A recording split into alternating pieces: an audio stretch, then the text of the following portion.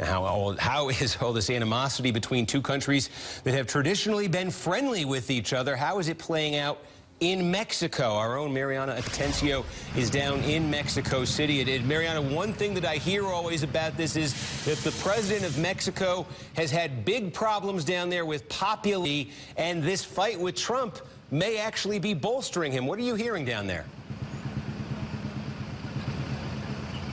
That is exactly what we've seen in the past 24 hours, Steve.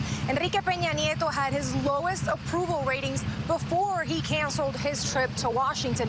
Now the business community, his political rivals, are rallying around him. In fact, many Mexicans from different political factions, intellectual groups, social classes uniting against Donald Trump. And that is something unheard of that nobody here could have imagined even 2 weeks ago. And you walk around the streets here and you hear the same thing over and over again. Trump is so offensive. We can't stand for this. Peña Nieto needs to be even more aggressive with President Donald Trump.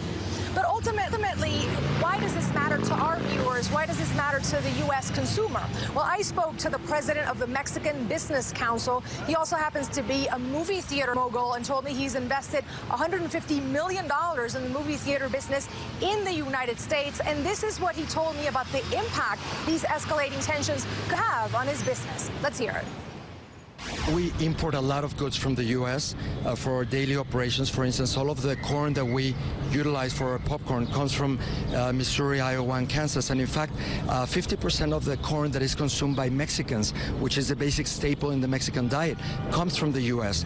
Also, we import all of the cheese for nachos from Wisconsin. Mexico, as you can imagine, is the world's largest consumer of nachos. So that's, big quantities. We import all of our oil for, popping our popcorn, all of our servers, lenses, projectors, speakers, screens from the U.S. So if we didn't have a North American free trade agreement, we could source, for instance, the corn cheaper from Argentina or Brazil.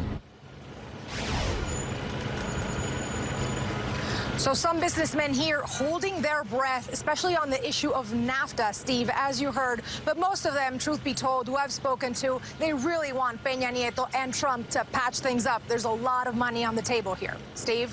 All right, Mariana Atencio down there in Mexico City. Mariana, thank you for that. Meanwhile, I think we'll bring this up full screen here. That's been in the lower right-hand corner. We have been monitoring this.